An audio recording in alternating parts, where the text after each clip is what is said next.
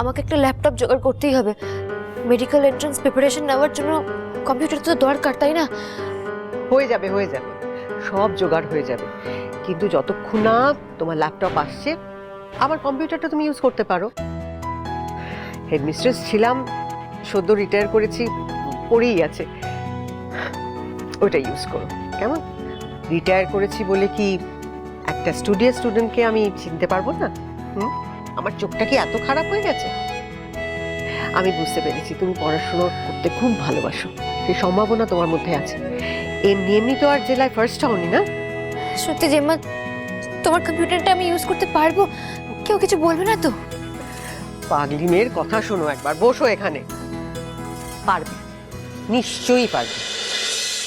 পড়াশোনায় আমি সব রকম তোমায় হেল্প করব।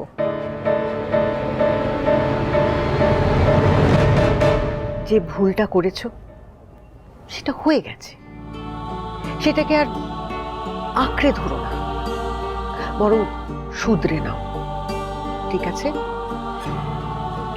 এই যে স্মৃতিতে তুমি জয়ের দেওয়া সিঁদুর পরে আছো, ওকে তো ভালোবেসেই পড়েছো, তাই না?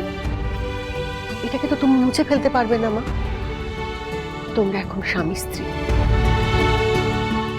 সেই দায়িত্ব, সেই সম্পর্কের ভার সামলে তোমাকে মেডিকেল এন্ট্রান্সের এক্সামটা দিতেই হবে। জীবনের একটা পর্যায়কে উপেক্ষা করে না অন্যদিকে পা রাখা যায় না। একটা একটা ব্যালেন্স মেনটেন করতে হয়, সেটাই জীবনের ধর্ম। আর আমার বিশ্বাস তুমি সেটা পারবে।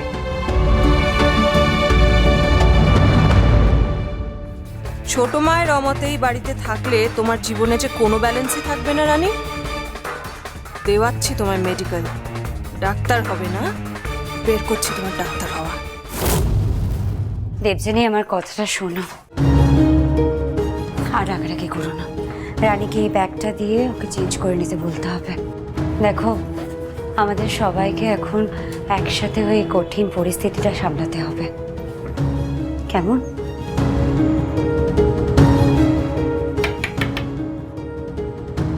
রানী, একটু দরজাটা খুলবে গো? শোনো, দুর্বল হলে চলবে না, চোখে জল মুছো তো।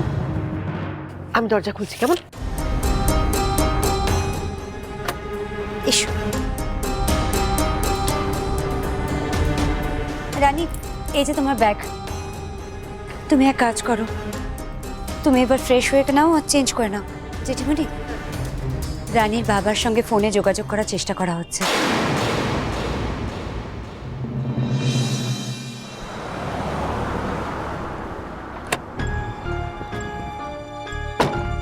এইখানেই তো বলেছিল কোথাও। দাদা বলছি, বিনায়ক সেনগুপ্তর বাড়িটা কোথায় বলতে পারবেন? এই অ্যাড্রেসটাই দিয়েছিল, এখন না খুঁজে পাচ্ছি না ঠিক। মানে বাঁ দিকে গিয়ে ডান দিকে সোজা। ধন্যবাদ দাদা। বাবা, ওই বাঁ দিকে গিয়ে ডান দিকে বললো সোজা। সাগর পৌঁছেছে? হ্যাঁ দাদা, পৌঁছে গেছে। বসো, বসো। এই দাদার গাড়িটা মিস করেই যত গন্ডগোলটা হলো। চলুন দাদা, চলুন। দেবু, শোন না, তুই আমার উপরে রাগ করে আছিস না? আমি? আমার আর রাগ, আর তোর ওপর দিয়ে তো কম ধকল গেল না। দেখ রানী, আমি তোর বন্ধু হিসেবে একটা কথাই বলতে পারি, তুই যে হঠকারিতাটা করেছিস। I am really sorry Debu, আমি সত্যিই একটা অনেক বড় ভুল করে ফেলেছি। দুর্জয়ের উপরে রেগে আমার এখানে চলে আসাটা একদমই উচিত হয়নি। আমায় যে করেই হোক একটা থাকার জায়গা খুঁজে সেখানেই থাকাটা উচিত ছিল, কিন্তু কিভাবে সব হয়ে গেল। আমি সবাইকে বিপদে ফেলে দিলাম। আমি তোর জীবনে কোনো অশান্তি হোক এটা চাইনি। রানী দেখ, তুই আমার প্রাণের বন্ধু, আমি তোকে খুব ভালোবাসি। আমি তোর ওপর কতক্ষণ রেগে থাকতে পারি, কিন্তু তোর বাবা আর তোর দাদারা আমার বরের সাথে যে অসভ্যতামিটা করেছে, যেরকম ব্যবহার করেছে, তারপর আমি তাদেরকে কোনোদিনও ক্ষমা করতে পারবো না। এসব আমার জন্য হয়েছে। আমি আমার বাবা আর দাদাদের হয়ে তোর কাছে ক্ষমা চাইছি। পারবি না আমায় ক্ষমা করতে? কি রে বল।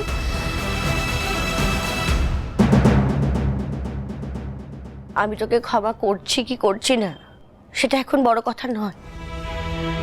আমার শ্বশুর বাড়িতে আমার পজিশনটা তো তুই খারাপ করেই দিয়েছিস, কিন্তু তার সাথে সাথে তুই তো জীবনটা পুরো শেষ করে দিয়েছিস জানি।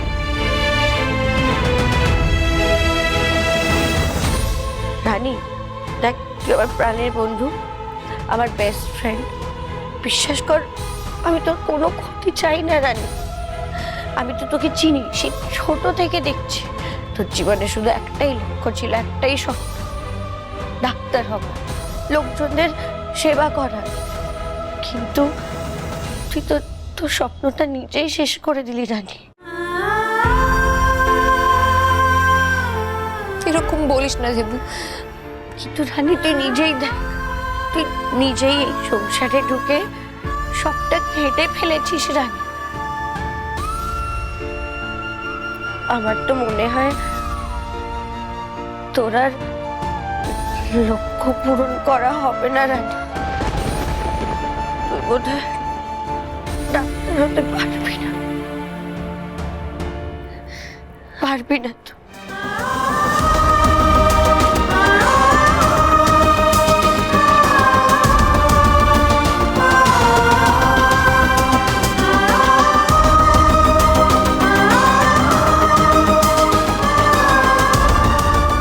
না না, কিছুতেই না। এই একটা ঘটনার জন্য আমার জীবন থেমে যেতে পারে না, কিছুতেই না। আমি আমার লক্ষ্য স্থির রেখে ঠিক এগিয়ে যাব। ডাক্তারি আমি পড়বই। আর কে বলেছে সবটা একসাথে করা যায় না? দুর্জয়ের সাথে যদি আমায় সংসার করতেই হয় আমি করব, কিন্তু সাথে ডাক্তারও হব।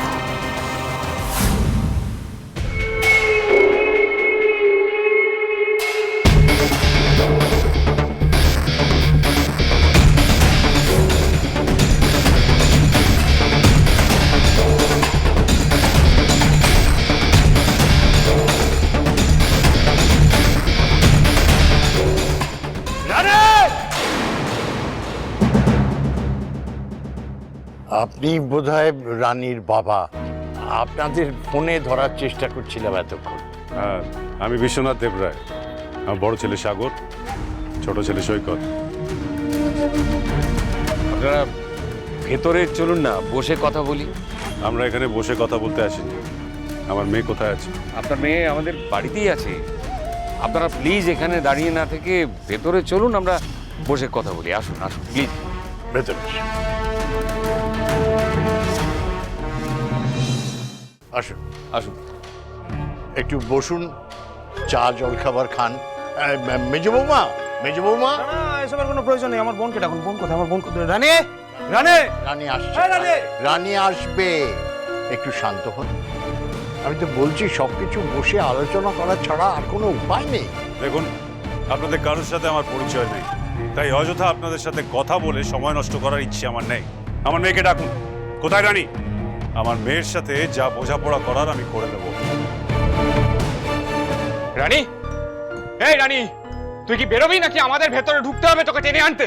এসব কি গুন্ডামি হচ্ছে? আস্তে কথা বলুন, এটা ভদ্রলোকের বাড়ি। আচ্ছা, ভদ্রলোক? আমার বোনকে এ বাড়িতে লুকিয়ে রেখে এখন ভদ্রলোক সাজা হচ্ছে? আরে অদ্ভুত লোক তো এরা। কি কথা বোঝেন না নাকি? আমরা বুঝি না না, আমরা গুন্ডামি করছি। দেখবেন গুন্ডামি কি জিনিস। গাড়িতে লোকজন আছে, রাখবো রাখবো এক্ষুনি। দাঁড়া না। শুনুন না, আপনারা দয়া করে এত উত্তেজিত হবেন না। দেখুন, যেটা ঘটে গেছে সেটাকে তো আর আটকানো যাবে না। রানী, রানী, কোথায় তুই? ভালো চাস তো বাইরে আয়। আমি বারবার আপনাদের বলছি, একটু শান্ত হয়ে সব দিক ভেবে আলোচনা করা আমাদের দরকার। কিসের আলোচনা? আমাদের বাড়ির মেয়ে আপনাদের বাড়ির ছেলের প্ররোচনায় নিজের বিয়ের মণ্ডপ ছেড়ে এখানে পালিয়ে এসেছে, আর এখন বলছেন আলোচনা হবে? এরপরে কোনো আলোচনা হয়? এক মিনিট। আমাদের বাড়ির ছেলের প্ররোচনায় আপনাদের বাড়ির মেয়ে এই বাড়িতে চলে এসছে, এটা কি করে বলছেন? সবটা না জেনে শুনে মন্তব্য করছেন কি করে? এদের সাথে মুখ লাগিয়ে লাগ নেই। চল, তাই চল। কেউ কোথাও যাওয়ার চেষ্টা করবেন না। আর এখানে বাড়ির মধ্যে ঢুকে এসে এত চিৎকার চেঁচামেচি কিসের? এই ছোকরা, তুমি রানীর সাথে আমার বাড়িতে গেছিলে, তোমাকে ভদ্র ছেলে ভেবে অনেক সম্মান দিয়েছি, আর তুমি আমার সঙ্গে এরকম অসভ্যতা করলে। তোমার জন্য রানী সবার সামনে আমার মান সম্মান ধুলোয় মিশিয়ে মুখে চুনকালি লাগিয়ে কুলটির সবার সামনে আমাকে ছোট করেছে। কেন আমার মেয়েকে নিজের জালে জড়ালে? উত্তর দাও।